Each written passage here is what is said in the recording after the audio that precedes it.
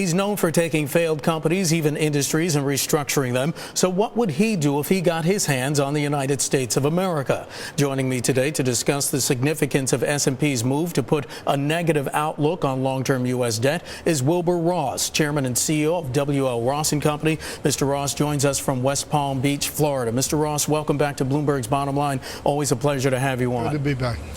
Sir, good to be back. How big of a deal is this? We had John Macon of the American Enterprise Institute on earlier, and he told my colleague Pim Fox that the S&P outlook is, quote, a step in the right direction. Is he right? Well, I think it's a step in the right direction in that it will put pressure on the Democrats in the Senate and on the president to go along with some of the Republican views about really cutting the budget deficit and ultimately cutting the total indebtedness of the United States. So in that limited sense, I think it is a step in the right direction.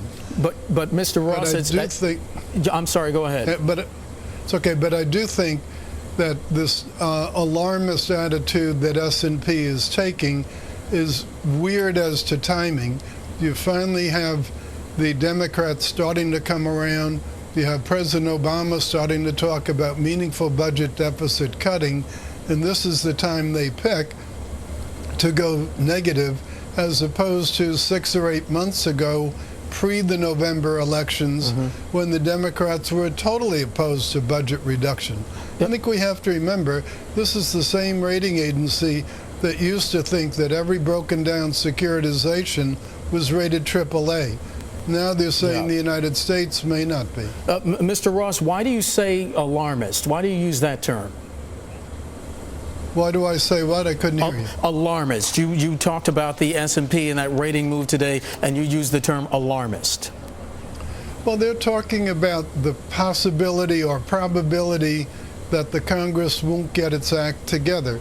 To me, a rating decision should be based on facts, not on speculative judgments about what may or may not happen in a political body. What does the S&P move today mean for Wall Street? What does it mean for policymakers? And what does it mean for investors? Well, I think a lot of those have different answers to them. Credit default swaps have suddenly become a bit more expensive on the United States Treasury bonds. That probably makes them a very attractive thing to buy, because regardless what S&P thinks, I don't think the danger of an actual default by the U.S. Treasury is something one should take very seriously. So that's one clear thing. The second thing is, if we're not AAA as a country in terms of the Treasury's own debt, then how come they raised to AA ratings most of the states not very long ago, a couple of months ago? Right. How can the states, which are political subdivisions, they upgraded 6,000 of them. How can they be worthy of upgrading when you're talking about downgrading the parent company, the United States of America? So it doesn't seem logically inconsistent. Mr. Ross, why don't you think there was a sharper reaction in the bond market today? The reaction was in the curve and not in the yield.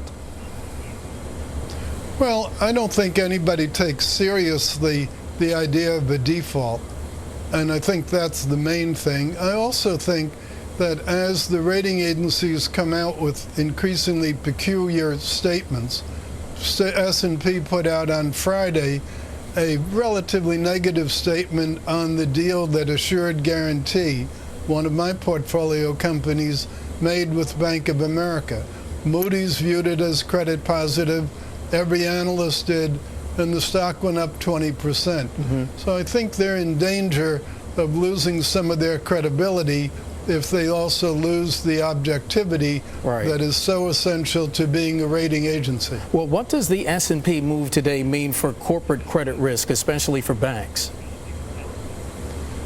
Well, if you raise the cost of Treasury debt, then you're going to raise the cost of corporate debt as well, because everything tends to be priced off the Treasuries. So if, for example, people got worried enough to add 20 basis points to the cost of Treasury debt, it would add at least 20 basis points to the cost of borrowing for all other corporations and in their new money borrowings. So it could have potentially serious ramification, but I don't really believe that this isolated thing is enough to change the whole world. Well, how does the U.S. compare to other AAA rated entities like, for example, J&J or Microsoft? Which do you like better? Well, it's hard for me to comprehend that a company based in a country that wasn't AAA could in turn be rated AAA. How can an individual company have a higher rating than the debt of its sovereign? Because in theory, if the sovereign gets into trouble, it'll keep raising taxes and do what it needs to do to pay its bills.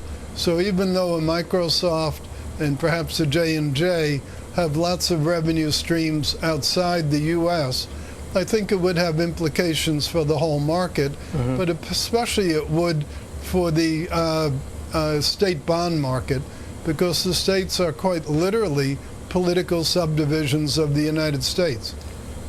Talk to me then about what you think other countries might be thinking about the U.S.'s inaction, its inability, at least for the moment, to get its fiscal house in order. Well, everybody has been concerned about it. I was recently in China. In fact, I was there all of last week. And China, as you know, is a very big holder of American debt, especially Treasury debt. They obviously have some concerns, but I found that they took as very encouraging signs the recent things that have gone on in the Congress. The fact that what started out as sort of a Tea Party idea now seems to be getting to be more mainstream, that this budget deficit needs to be dealt with. President Obama's speech the other night certainly was his effort to say that he's coming around on the question of budget deficit. So that's why I think the timing of this announcement is especially peculiar.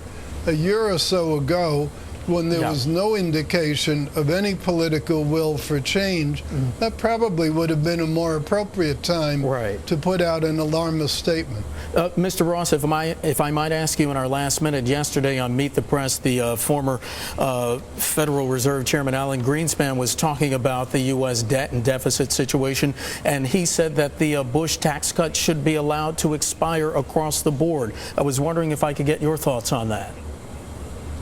I don't think that tax cuts are the answer. If you didn't let the Bush tax cuts expire, you still wouldn't solve the deficit problem. The only way to solve the deficit problem is to come to grips with the fact that we're spending too much. And so, with or without the Bush tax cuts in effect, you got to cut spending. Using the Bush tax cuts as an excuse for not cutting spending is not an argument the American public's going to buy anymore. Should both be done then? Should spending be cut and those tax cuts allowed to expire? I think that with the economy still in a recovery phase, with unemployment still high, it's a very poor idea to be raising the tax on any part of the population. I really do think that's a diversion. The focus should be, how do we straighten out government spending? How do we get it under better control? How do we deal with the pork barrel items that are in it? How do we deal with the waste?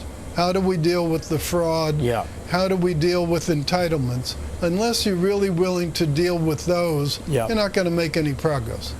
Wilbur Ross, he is the chairman and CEO of W.L. Ross & Company, joining us from West Palm Beach, Florida. Mr. Ross, always a pleasure to have you on. Thanks so much. Thanks for having me on.